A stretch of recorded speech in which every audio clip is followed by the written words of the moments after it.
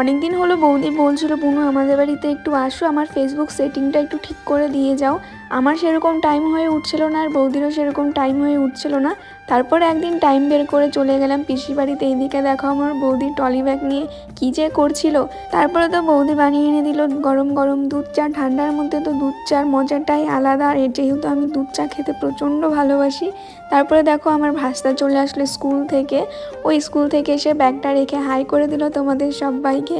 তারপরে তো বৌদিও হাই করলো, আমাদের মাম্মামও সবাইকে হাই করে দিল। তারপরে বৌদির ফোনে সেটিংটা ঠিক করে দিলাম। আর অনেক রাত হয়ে গিয়েছিল বৌদির সাথে গল্প করতে করতে। ভাইকে ফোন করেছিলাম, বললাম যে আমাকে একটু নিয়ে যা, রাত হয়ে গেছে।